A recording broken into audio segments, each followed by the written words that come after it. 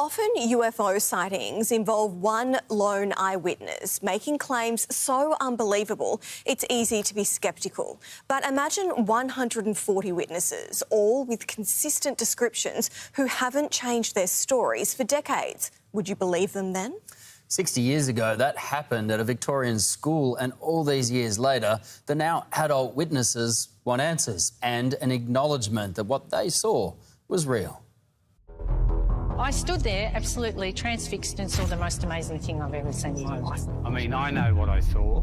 I don't expect them to believe me because when it happened, I didn't believe what I was seeing because it wasn't possible. My girlfriend and I sat on the fence, climbed up the fence and just sat there and cried. We thought it was the end of the world. It's known as Australia's Roswell, April 6, 1966.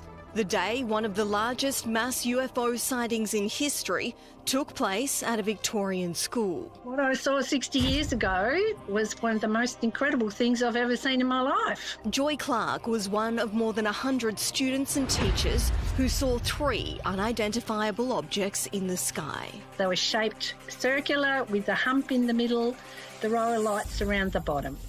And they were silvery and huge. Authorities responded en masse to the multiple reports, initially claiming the kids had seen a weather balloon. Do you believe it was a weather balloon? No way, no. N-O. Why would you have had the Army, the Air Force, the men in dark suits, the police rock up for a weather balloon and stay there, and they were coming and going all day? All these years later, what do you think they were? Well, whatever they were like flying saucers. You know, none of the aircraft that are around today look like them.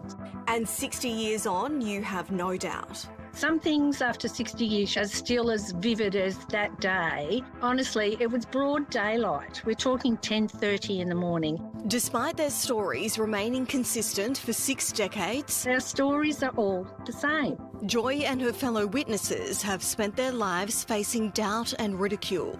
Oh, I've had people say to me, oh, what drugs were you on and how drunk were you? And, you know, all you kids, you've all got together and made up this big story and blah, blah, blah. Well, were you there? And, of course, the answer's no. But I was, and so were all those other people, and we know what we saw. To this day, it remains the largest mass UFO sighting in Australian history, yet there's been no formal public investigation or explanation into what happened at Westall 60 years ago. All we want is verification. We want an answer, and we want someone who is in the know and has probably got documents somewhere to just come forward and say that what happened that day happened that day. Terry Peck was also at Westall High School that day, and she joins us now. Thanks for joining us, Terry. What did you see? Right in front of me, probably about 10 metres away, I saw this object just hovering slightly above the ground. It appeared to be a big silver disc type of object with a bit of a hump in the middle. There were purple lights all around the bottom of it, and I could feel a little bit of heat radiating from it. I could also hear a low buzz, and I just stood there sort of taking it in and looking at it in shock and quite excited. And then it just took off very slowly off the ground to about 15 metres, 20 metres high, and then turned on its side and just shot straight up in the air, faster than the speed of light. It was so fast. And then I could see 2 specks up in the sky, which were the other 2. There were 3 craft altogether over the school. And I saw it join them, and then they just disappeared into thin air. And then we had assemblies where we were all told not to talk about what we'd seen, that it was nothing. We were told it was a weather balloon, all these weird stories, and it was no weather balloon, believe me. Well, what do you think it was? Look, I'm pretty convinced that it was something from somewhere else. I mean, we just don't have anything that can move at those speeds, so I'm assuming that it was from another galaxy, planet, whatever. And look, I didn't see any windows in it. I didn't see anybody inside. All I saw were all the purpley blue lights around the bottom of it. There were some seams in the craft, but I don't know. I think in my head it came from somewhere else. Terry, that is quite a sight. You were just 11 when this happened. In the 60 years since, Has your recollection changed at all?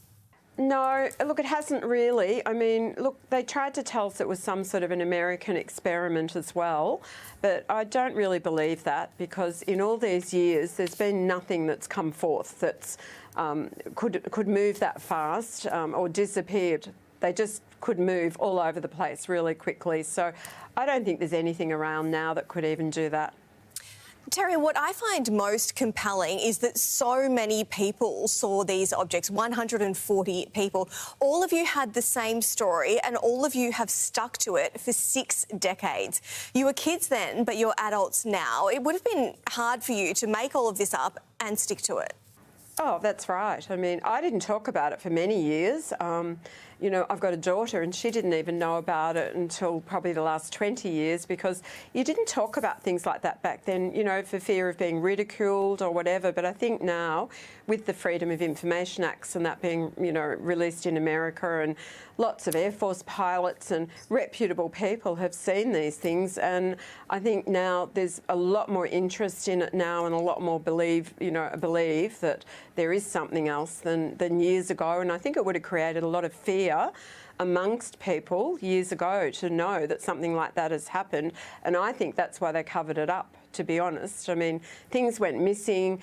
You know, tapes were taken out of canisters from TV stations, and it was a mass cover-up because I think they were frightened of the reaction of the public at the time.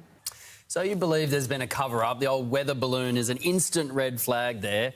And we just heard from fellow student Joy Clark calling for verification for answers. Are you worried that time is running out? Who knows? That's right. They might be banking on that, everyone going, and it just quietly fades away. I don't know. Well, we would all like to know what happened. Thank you so much for sharing your experience today. Thank you. Thank you very much.